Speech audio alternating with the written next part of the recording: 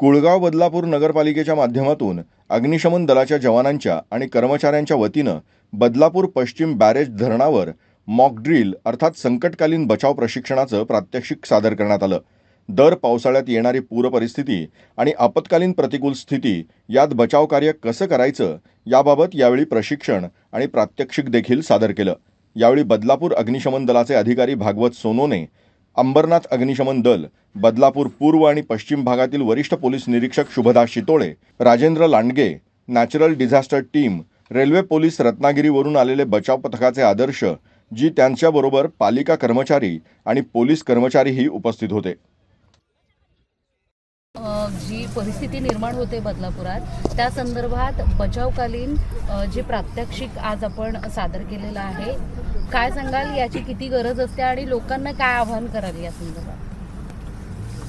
दरवर्षीप्रमाणे आपल्याला माहिती आहे की आपलं जे बदलापूर जे शहर आहे कुळगाव बदलापूर हे पूर परिस्थिती म्हणजे वॉटर प्रोन एरिया असल्यामुळे पावसाळ्यामध्ये दरवर्षी पूर परिस्थिती निर्माण होते। म्हणजे आपण 26 जुलै 2005 तसंच 2021ला 2019ला असे अनेकदा आपण सर्वांनी पूर परिस्थिती पाहिलेली आहे, प्रत्यक्ष साक्षीदार आहात सगळे बदलापूरकर।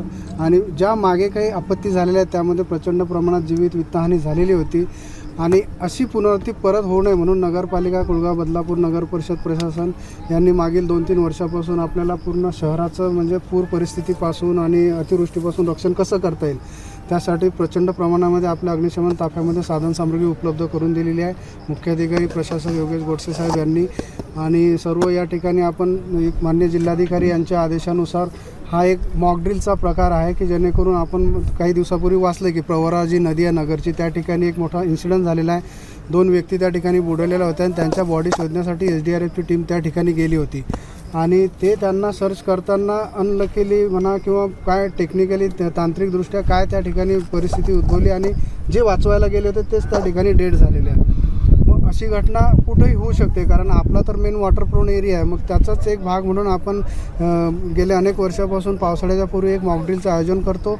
त्यामध्ये संपूर्ण शहरामध्ये जे काही आपले प्रशासन्स आहेत म्हणजे नगरपालिका प्रशासन, पोलीस, बदलापूर पूर्व police Thane, senior PI madam स्वतः या ठिकाणी त्यांच्या स्टाफसह हजर आहेत। बदलापूर पश्चिमचे सिनियर PI आणि त्यांचे स्टाफ, रेल्वे म्हणजे चामटोली एक्सप्रेस 2019ला जे आपला 21ला घटना झाली होती त्या ठिकाणी माहिती आहे हजारो प्रवासी त्यामध्ये अडकले होते।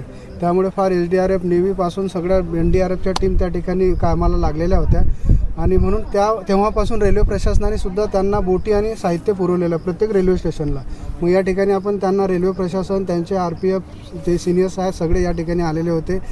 स्वयंसेवी संस्था आहेत या ठिकाणी आपण रत्नागिरीहून जे एकदम एक्सपर्ट बोट चालक म्हणतो ना आपण, कारण आपण पाठीमागे बघतोय की अमेरिकन मेड त्या स्पीड बोटी आहेत, लोकांना तातडीने सेकंदामध्ये कसं रेस्क्यू करता येईल हा त्यामागचा एक प्रयत्न आहे। तर त्या ठिकाणी आपण रत्नागिरीहून सुद्धा आदेश नावाचे जे आहे टेक्निकल पर्सन त्यांना बोलवलं आहे। नॅचरल डिझास्टर रेस्क्यू फाउंडेशन आहे योगेश साखरेहून, त्यांची संपूर्ण 18-20 जणांची टीम आहे। बदलापूर पश्चिम मांजर्ली जे आपण केंद्र सुरू केलेलं आहे तिकडची संपूर्ण टीम, MRDCची पूर्ण टीम, अंबरनाथ नगरपालिका अग्निशमन दल असं हे संयुक्तरित्या सर्वांनुमते आपण या ठिकाणी मॉक ड्रिल केलेली आहे। प्रत्यक्ष पाण्यामध्ये बुडाल्यानंतर त्यांना आपण बचाव साहित्य देऊन लाईफ जॅकेट, लाईफ रिंग कशी त्यांच्याकडे फेकायची, रोप कसा फेकायचा, पाण्यामधून काढल्यानंतर त्यांना फर्स्ट एड कसा द्यायचा, कारण पाण्यात ड्रोन झाल्यानंतर अनकॉन्शियस असतो माणूस कारण बॉडी शरीरामध्ये पाणी गेलेलं असताना जो पण हॉस्पिटलमध्ये घेऊन कसं असतं ज्या वेळेला एखादा इन्सिडेंट किंवा ॲक्सिडेंट आपण रेस्क्यू करायला चाललेलो असतो तर तुम्हाला इन्फॉर्मेशन मिळते की 2 व्यक्ती समजा अडकलेले आहेत, पण तिथे गेल्यानंतर तुम्हाला असं माहिती पडू शकेल की तिथे 5 आहेत आणि तुम्ही ऑलरेडी जर 5-6 लोक असाल तर तुमची डेफिनेटली तुमच्या बोटची कॅपॅसिटी नाही त्यांना रेस्क्यू करण्याची। सो रेस्क्यू करायला जात असताना 2 रेस्क्यूअर आणि 1 ऑपरेटर एवढेच जातील। इंजिन इंटॅक्ट असलं पाहिजे, त्याला सिक्युअर करून द्यायचं। चालू करत असताना काय झालं पाहिजे, तुमच्या हाताला किंवा पायाला बॉडीला बांधलेली असली पाहिजे। फॉर एक्झाम्पल मी आता जसं ऑपरेट केलं शार्प टर्न मारत असताना जर माझा डिसबॅलन्स झाला आणि मी बोटीच्या बाहेर पडलो तर इंजिन चालूच राहणार आणि मग कुठेतरी जाऊन ती भरकटत जाईल आणि ॲक्सिडेंट होईल। मग त्यासाठी कसं आहे की बॉडी पार्टला जर ती बांधलेली असेल तर मी जेव्हा पडेल तेव्हा इकडे हा निघाल्यामुळे काय होईल, इंजिन बंद होईल। ते करणं एक सिक्युअर करणं गरजेचं आहे। त्यानंतर ह्याच्यामध्ये क्रूमध्ये जे कोणी तुम्ही असाल तुमचा एक लीडर असेल, त्या लीडरच्याच अंडरमध्ये कामं करायची आहे। तो सांगेल, प्रत्येकाचा प्रोफाईल ठरलेला असेल, नाहीतर मला हे येतं म्हणून मी करतो किंवा मला पंप ऑपरेटर करता येतो किंवा बोट ऑपरेट करता येतो भांडत वगैरे हा प्रकार नाही।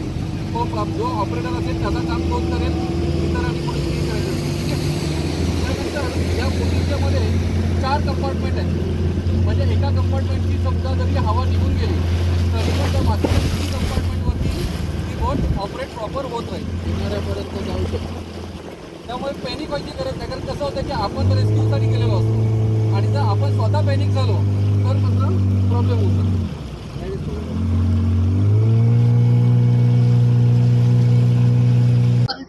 किती महत्वाची भूमिका असते आपत्कालीन व्यवस्थेत बचाव करणाऱ्या सगळ्या टीमची?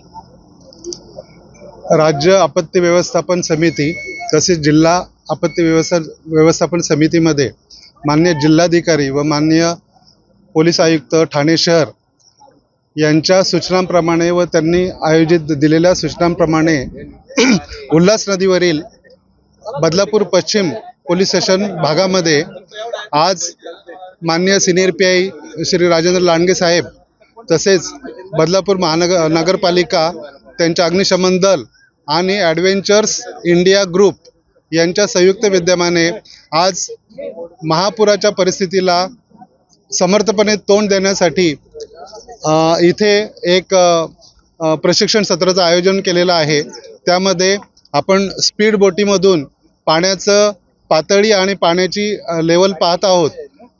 संकटकालीन परिस्थितीमध्ये जर बदलापूर उल्हास नदीच्या दोन्ही बाजूची घरं असतील, गावं असतील, अशा ठिकाणी जर पाणी गेलं तर तिथं जीवित आणि मालमत्तेचं कसं संरक्षण करता येईल, पाण्यामध्ये अडकलेल्या व्यक्तींना सुरक्षितपणे कशा प्रकारे बाहेर आणता येईल याचं प्रात्यक्षिक आज आपण करत आहोत.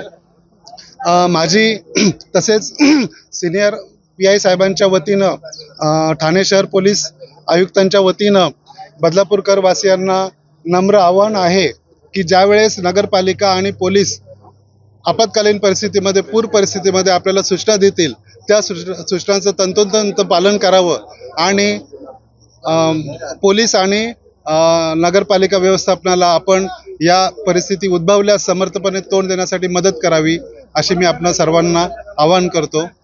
संकटकालीन बचाव प्रशिक्षणाचं प्रात्यक्षिक या ठिकाणी सादर केलं जात आहे. अग्निशमन दलाचे पोलीस कर्मचारी, पोलीस अधिकारी वर्ग सगळे उपस्थित आहात. काय सांगाल, बदलापुरात नेहमीच अशी आपत्कालीन परिस्थिती निर्माण होते, या अनुषंगाने या सगळ्या गोष्टी किती महत्त्वाच्या? आज उल्हास नदीवर बदलापूर वेस्ट पोलीस स्टेशनकडून आपत्कालीन व्यवस्थापनासाठी बदलापूर वेस्ट पोलीस ठाणे व नगरपालिका यांच्या संयुक्तपणे आज डिझास्टर मॅनेजमेंटचं खास प्रशिक्षण घेण्यात आले.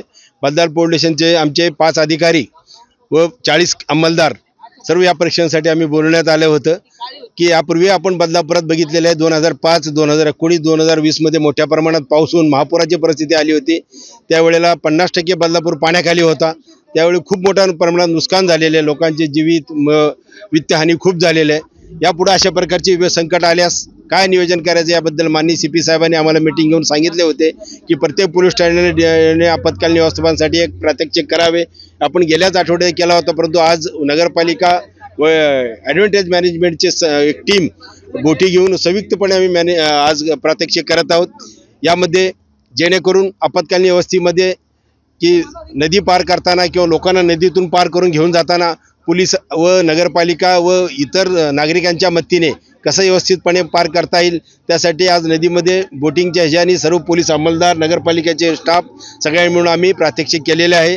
व आमच्याकडे सध्या आपत्कालीन व्यवस्थापनासाठी चांगल्या प्रकारे पोहता येणारे नागरिक, बचाव कार्याला मदत करणारे नागरिक व मच्छीमार यांची आम्ही यादी केलेली आहे. आपत्कालीन व्यवस्था आली कधीही आम्ही समर्थपणे बदलापूर नागरिक यांच्यासोबत सगळ्यांनी मिळून आपण नक्की तोंड देऊ आणि या संकटकालीन परिस्थितीत कसं लोकांची संपत्ती व जीव वाचवता येईल यासाठी आम्ही नक्कीच प्रयत्न करू.